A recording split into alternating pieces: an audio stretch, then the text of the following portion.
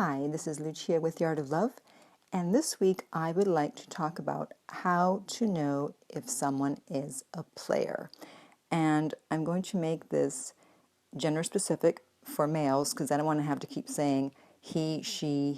Yes, I know there are female players, but there are a lot more male players, and women for the most part, they really don't want to be players, but sometimes they feel like they have to in order to keep up with the guys or in order to get what they want. So I am going to talk about male players. So the first thing I want to do is give the definition of a player so that we're all on the same page. For me, a player is someone who is not honest about what he wants or what he's up to in his dating life. So he's dating multiple women, but he's only pretending to be dating you, or he actually does not want a commitment, but he pretends he does. So that's my definition of a player.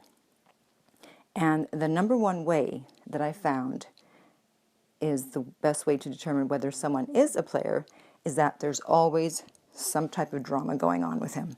Because obviously if he's dating multiple women, then he's not going to always be available, right? If he's doing something with the other woman or with one of the other women, he's not going to be able to answer his phone all the time. He's not going to be able to text. So he's going to have a lot of excuses, and they're going to sound very plausible because, after all, he's an expert at this. He's done this many times, so he knows which excuses work, which don't. And they sound so real and honest, like, oh, okay. And so let's go down the list of some of the excuses. Of course, the big one is that his phone died. Aw, his phone died. I'm so sorry. Please. I mean, everyone has their phone with them all the time, and they keep it plugged in. They want to make sure it's always working. Yes, sometimes they overuse it and it does die. Of course, I'm not saying your phone doesn't ever die. But if his phone is always dying, that raises a flag. The next one would be he fell asleep while he was texting. Yes, of course, this has happened to all of us. We're so tired. We've actually fallen asleep, even if it was 9 o'clock at night. Another excuse is that he lost his phone. Oh, he lost his phone. Like, come on. Again, a phone these days is like a third arm. Who is going to lose their phone? And if they do, then like, what were they up to? How can you be that careless that you would actually lose your phone? It's such a valuable part of you that you would immediately notice because you're always doing something on it. People are on it 24/7, it would seem. So how can you lose? I'm not saying that no one ever loses their phone, but if this is one of many excuses that you hear, then you have to wonder what's really going on. Another excuse is that he left it in his car. Oh, he left it in his car. And so he didn't realize he didn't have it on him because, of course, he's rarely on his phone. And hours went by and he realized, oh, my phone is in my car. I didn't know that. I'm sorry. I'm sorry I didn't return your text. My phone was in my car. Another excuse is that he left it at his friend's house. Oh, my God. Please.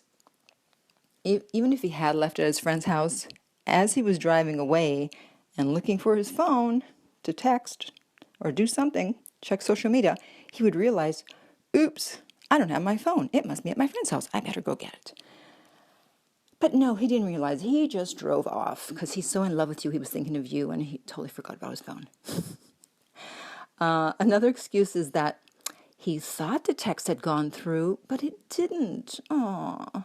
And hours later, he realized that the text hadn't gone through, even though he had answered you, but it just didn't go through. Do you like my sarcasm? Another one is that the Wi-Fi service was down and he couldn't use his computer to Skype, and that's why he didn't get back to you. That's why he couldn't Skype. His Wi-Fi was down. So any one of these excuses by themselves, of course, do not mean that the guy's a player. This is about a pattern, because these things happen to everyone. You could fall asleep. You could, lose your phone. You could leave it in your car. But if every week it's a different excuse, then how likely is that? And if it is really true that all these things are happening, then you have to wonder, do you really want to date someone that is so absent-minded that all these things are constantly happening to them? And they probably aren't. And if they are, then maybe there's a bigger issue that you don't know about. So it's still a red flag. And like I said, it's always a good excuse. And so you can't quite call him out on it. And you can't really argue with it because it sounds very probable. But if it keeps happening every week, then it's a lie, because real life does not have that much drama. It really doesn't. And if, again, the person's life has that much drama, then there's something else going on. So that's the number one way to tell if someone is a player. And I have a message for the players. If you want to be a player, fine. You want to date multiple women, fine. You don't want to be in a committed relationship, fine. But just tell the women. That's my only issue with players. Just be honest. But I know you don't want to be honest because you think, oh, I'm going to lose her. They're all going to stop dating me. Well, I wish that were true, but you know what? It's not. Because women think that they're actually going to be the one to change you. Oh, I know he's saying that, but he doesn't really mean it. It'll be different with me. And so you're really actually not going to lose that many women. A few you'll lose, but you really won't lose that many. And being a player might sound exciting at first, but having talked to several players, I can tell you it's exhausting. You're going to need a night off to rest. It is exhausting, and you cannot carry that on forever and ever. At some point, you'll be like, I need a break from this. And for the women that think that they can change them, I can tell you to listen to my podcast from the author of, get ready for this, Bitch, Are You Retarded? If you go down my list of podcasts, you'll see that title. And he was a major player. I interviewed him. It was a great interview. Everyone should listen to it. And he basically said, he stopped being a player when he was ready to be a player, not because he met a certain person or because someone was able to change him. He just decided to stop playing.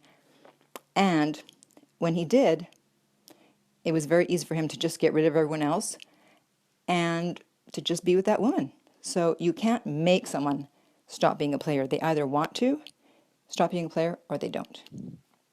So if you have any questions or comments about this, you can reach me at my website, theartoflove.net. I am also available for private coaching, and you can contact me also at theartoflove.net about my rates. If you're listening to this on iTunes, please be sure to rate and review my podcast, please. And finally, remember that love inspires, empowers, uplifts, and enlightens.